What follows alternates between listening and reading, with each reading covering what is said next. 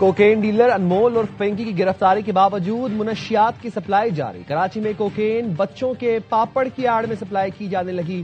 گھروں، بنگلوں اور ریسٹورینٹس تک پاپڑ کے پیکٹس میں میڈم پنکی نام کی کوکین کی ڈبیاں سپلائی کی جاتی ہے۔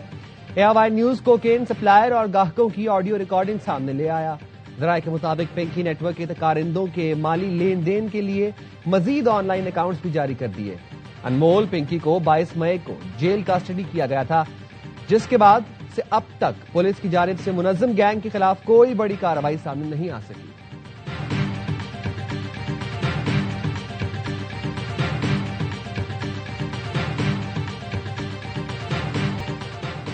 امریکی فوج کے ایران کے ریڈار اور ڈرون کمانڈ اینڈ کنٹرول مراکز پر حملے۔ سینٹرل کمانڈ کے مطابق حملے ہفتے اور اتوار کو گوروک اور جزیرہ قشم پر کیے گئے۔ امریکی جنگی طیاروں نے ایران کے فضائی دفاعی نظام، زمینی کنٹرول اسٹیشن اور 2 خودکش حملہ آور ڈرونز کو تباہ کر دیا، جو علاقائی سمندری راستوں سے گزرنے والے بحری جہازوں کے لیے خطرہ بن سکتے تھے۔ امریکی فوج نے تصدیق کی ایران کے حملے میں ایک امریکی MQ-1 ڈرون بین الاقوامی فضائی حدود میں تباہ ہو گیا، جس کے جواب میں یہ حملے کیے گئے۔ جنگ بندی کے دوران بھی ایرانی جارحیت کے جواب میں امریکی اثاثوں اور مفادات کے تحفظ کے لیے کارروائیاں جاری رہیں گی۔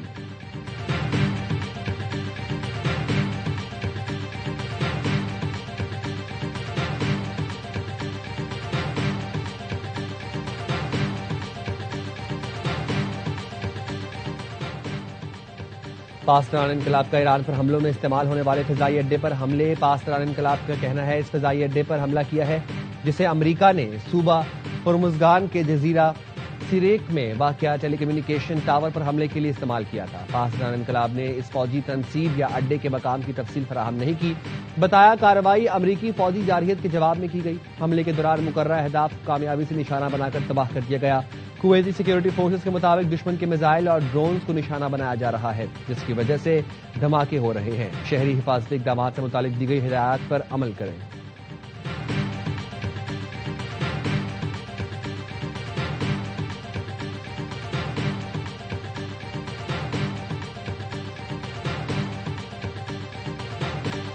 امریکی صدر نے ایران کے ساتھ مجوزہ معاہدے سے متعلق CNN کی رپورٹنگ فیک نیوز قرار دے دی۔ ٹروتھ سوشل پر لکھا، CNN نے معمول کے مطابق فیک نیوز پھیلائی۔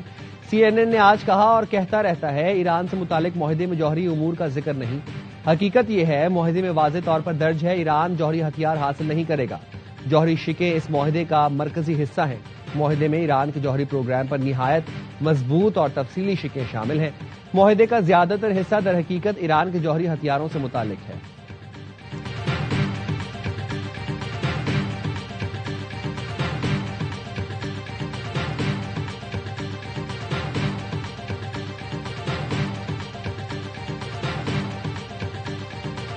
امریکہ کے ساتھ بات چیت اور پیغامات کا تبادلہ جاری ہے۔ ایرانی وزیر خارجہ عباس اراغچی کہتے ہیں، واضح نتیجہ سامنے آنے تک مذاکرات سے متعلق کوئی فیصلہ یا رائے نہیں دی جا سکتی۔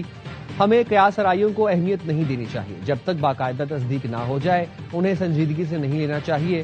دونوں جانب سفارتی روابط بدستور قائم ہیں، لیکن بات چیت اچھی ابھی مشاورت میں ہے، جائزے اور پیغامات کے تبادلے کے مرحلے سے آگے نہیں بڑھی ہے۔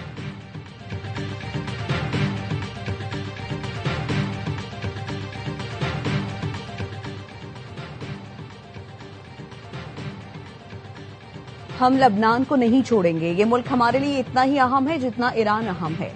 سپریم لیڈر کے مشیر محسن رضائی کا بیان، کہتے ہیں سمندری ناکہ بندی کی صورتحال بغیر جواب اور جوں کی توں نہیں رہے گی۔ فوجی معاملات فوج کے سپرد کر دیے گئے ہیں۔ ایران کا امریکہ سے پیچھے ہٹنا یا سمجھوتا کرنے کا کوئی ارادہ نہیں۔ ایران خود کو کمزوری کی پوزیشن میں نہیں دیکھ رہا ہے۔ امریکی وزیر خارجہ مارکو روبیو کے 48 گھنٹے کے دوران لبنانی صدر اور اسرائیلی وزیر اعظم سے رابطے۔ امریکی نیوز ویب سائٹ ایکزیوس کے مطابق مارکو روبیو نے نئی جنگ بندی کی تجاویز پر لبنانی اور اسرائیلی رہنماؤں سے گفتگو کی۔ امریکی تجاویز میں شامل ہے، حزب اللہ پہلے اسرائیل پر حملے روکے، جواب میں اسرائیل بیروت میں کشیدگی سے گریز کرے گا۔ لبنانی صدر نے تجاویز کی تائید کی اور پارلیمنٹ کے اسپیکر سے کہا وہ حزب اللہ پر دباؤ ڈالیں گے کہ اسرائیل پر حملے بند کرے۔ لبنانی اسپیکر نے حزب اللہ سے جنگ بندی پر عمل کرانے کی یقین دہانی کرائی۔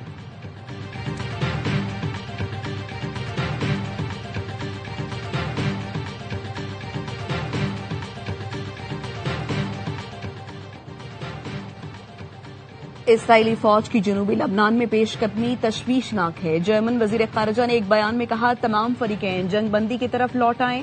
برطانوی وزیر خارجہ یوئٹ کوپر نے ایکس پر لکھا لبنان میں اسرائیلی کارروائیوں سے شہری ہلاکتیں اور انفراسٹرکچر تباہ ہوا.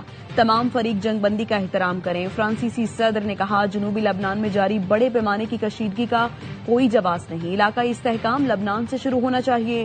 ضروری ہے کہ تمام ہتھیار فوری طور پر ہمیشہ کے لیے خاموش ہو جائیں.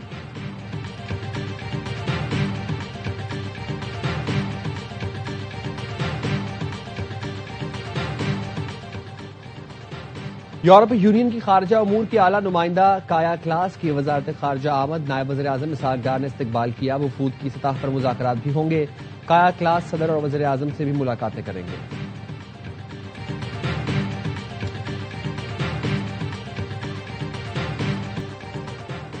پی ٹی آئی کے 30 ایم پی ایس کا پارلیمانی پارٹی اجلاس کا بائیکاٹ. ذرائع نے بتایا صوبائی وزراء کے رابطوں کے باوجود ناراض اراکین وزیر اعلیٰ سہیل آفریدی کی زیر صدارت اجلاس میں شریک نہیں ہوئے. اجلاس سے پہلے سہیل آفریدی اور علی امین گنڈاپور کے درمیان واٹس ایپ میسیجز کا تبادلہ ہوا. سہیل آفریدی نے کہا پارٹی کے اندر اور باہر کچھ لوگ چاہتے ہیں اجلاس کامیاب نہ ہو. میری حکومت گرانے کا وعدہ کیا گیا ہے. یاد رکھنا آئینی عدالت ہو یا کوئی اور کسی کا باپ بھی حکومت نہیں گرا سکتا. علی امین گنڈاپور نے جواب دیا اس کا اور اس کا کیوں کہتے ہو, نام کیوں نہیں لیتے. چھپ کر ملاقاتیں آپ کرتے ہیں, اشارتاً دھمکیاں دوسروں کو دے رہے ہیں. جو ذمہ داریاں اور کمٹمنٹ ہیں ان پر توجہ دیں.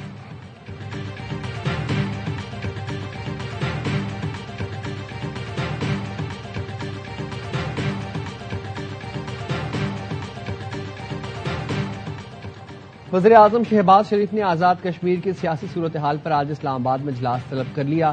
آزاد کشمیر کے انتخابات اور سیاسی صورتحال پر غور کیا جائے گا. اجلاس میں وزیر اعظم آزاد کشمیر فیصل ممتاز راٹھور, امیر مقام اور رانا ثناء اللہ شرکت کریں گے.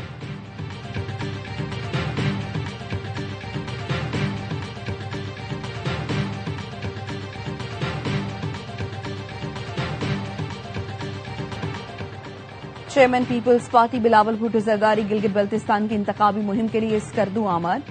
گورنر گلگت بلتستان, گورنر پنجاب اور دیگر پی پی رہنماؤں نے استقبال کیا. بلاول بھٹو ضلع شگر کی تحصیل گلاب پور میں انتخابی جلسے سے خطاب کریں گے. اسکردو, چلاس, قیصر اور گلگت میں بھی انتخابی جلسوں سے خطاب کریں گے. چیئرمین تحریک انصاف بیرسٹر گوہر بھی اسکردو پہنچ گئے. انتخابی سرگرمیوں میں حصہ لیں گے.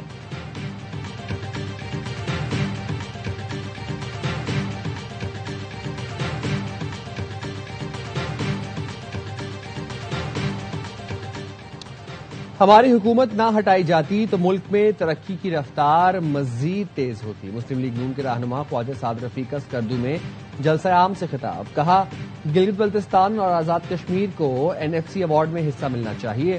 مسلم لیگ نون نے GB میں ترقیاتی منصوبوں کا آغاز کیا. مناسب توجہ دی جائے تو GB سوئٹزرلینڈ بن سکتا ہے.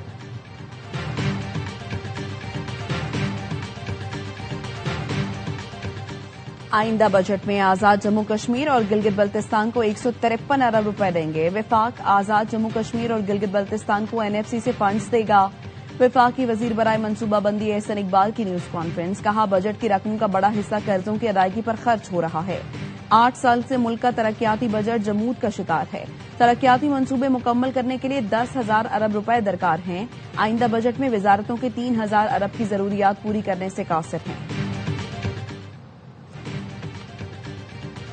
ریئل اسٹیٹ اور تعمیراتی شعبے کو فروغ دے کر روزگار بڑھانے کے لیے حکومتی کوششوں میں تیزی. ذرائع کے مطابق بجٹ میں ریئل اسٹیٹ کے لیے ریلیف کا امکان ہے. IMF کو بریفنگ میں بتایا گیا ٹیکس کم کرنے سے پراپرٹی لین دین بڑھے گی اور زیادہ ٹیکس مل سکتا ہے.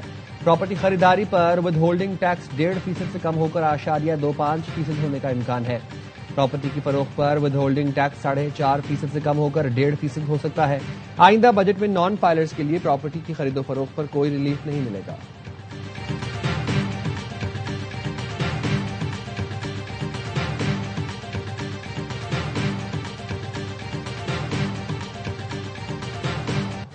مشرق وسطی میں کشیدگی بڑھنے کے باعث بین الاقوامی مارکیٹ میں خام تیل کی قیمتوں میں اضافہ. برینٹ خام تیل 2.17% اضافے سے $93.08 فی بیرل ہو گیا. امریکی ویسٹ ٹیکساس 2.69% اضافے سے $89.70 فی بیرل پر آ گیا.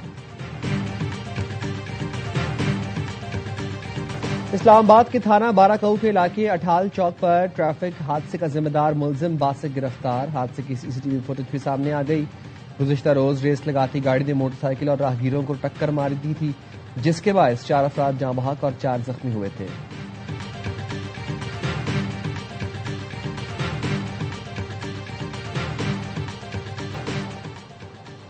لاڑکانہ میں کاروکاری کے الزام میں پسند کی شادی کرنے والا جوڑا قتل. پولیس کے مطابق باپ نے بیٹی اور داماد کو قتل کرنے کے بعد گرفتاری دے دی. لاڑکانہ کی سندھ گرین کالونی میں مسلح ملزمان کے گھر میں گھس کر فائرنگ، 4 افراد جاں بحق. فائرنگ کے نتیجے میں 4 سال کی بچی سمیت 2 افراد زخمی.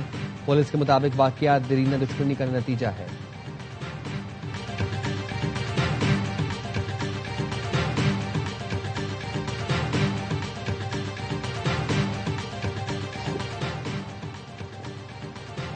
شکارپور میں 2 گروپوں میں فائرنگ سے 3 افراد قتل، 3 زخمی. پولیس کا کہنا ہے دونوں گروپوں کے درمیان فائرنگ کا تبادلہ. لاشوں اور زخمیوں کو اسپتال منتقل کر دیا گیا.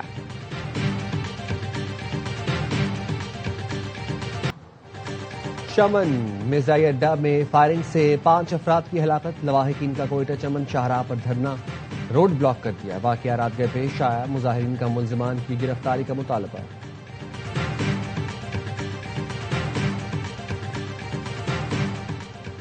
لاہور کے علاقے ڈیفنس میں ہارن دے کر راستہ مانگنے پر سرکاری افسر سمیت 3 افراد پر تشدد کا مقدمہ درج. مقدمے میں تشدد، حبس وجا میں رکھنے، دھمکیوں کی دفعات شامل. پولیس کا کہنا ہے تشدد کا واقعہ عید سے 1 روز پہلے پیش آیا. ملزمان کی گرفتاری کے لیے چھاپے مارے جا رہے ہیں. ملزمان کی جانب سے تینوں افراد پر تشدد کرنے کی ویڈیو منظر عام پر آ گئی. ملزمان نے بیچ سڑک پر ڈنڈوں، الیکٹرک راڈ اور اسلحے کے زور پر تشدد کیا.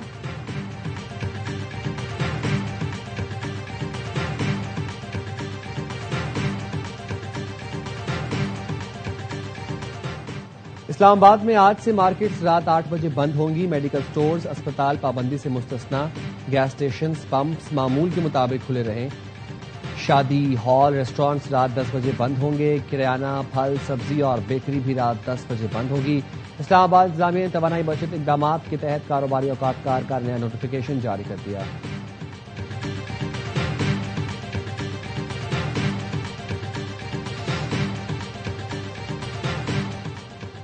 آسٹریلیا کے خلاف ہوم گراؤنڈ پر ون ڈے سیریز جیتنے کا مشن. پاکستان اور آسٹریلیا کی ٹیمیں آج قذافی اسٹیڈیم لاہور میں ٹریننگ کریں گی. پاکستان اور آسٹریلیا کا دوسرا ون ڈے کل کھیلا جائے گا. پاکستان کو سیریز میں 1-0 کی برتری حاصل ہے.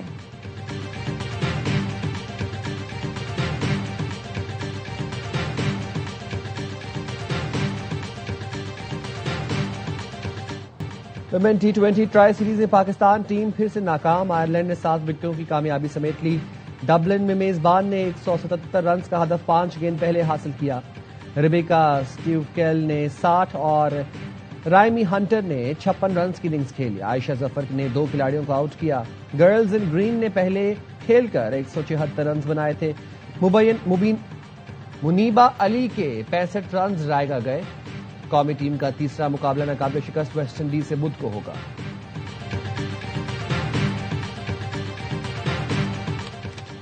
بھارت میں سپورٹنگ ایونٹ کے دوران ایک اور حادثہ. I P L franchise Gujarat Titans کی بس میں آگ لگ گئی. فائنل کے بعد گجرات کی ٹیم گراؤنڈ سے ہوٹل جا رہی تھی. اسی دوران شارٹ سرکٹ کے باعث بس میں آگ لگ گئی. بھارتی میڈیا کے مطابق کھلاڑیوں اور کوچز کو دوسری بس کے آنے تک سڑک پر انتظار کرنا پڑا.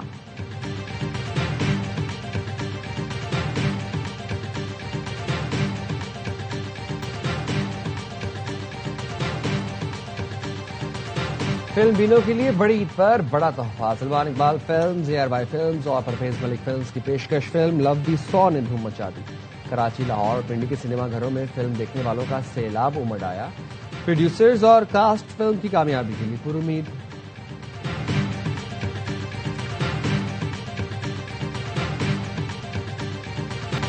اور معروف شاعر ریاض الرحمان ساغر کو مداحوں سے بچھڑے 14 برس بیت گئے. ریاض الرحمان ساغر نے اپنے تخلیقی سفر میں فلم دنیا کو درجنوں خوبصورت گیت دیے. انہوں نے مکالمہ نگار اور اسکرپٹ رائٹر کی حیثیت سے بھی اپنی صلاحیتوں کا لوہا منوایا. فنی خدمات پر ریاض الرحمان ساغر کو کئی اعزازات سے نوازا گیا.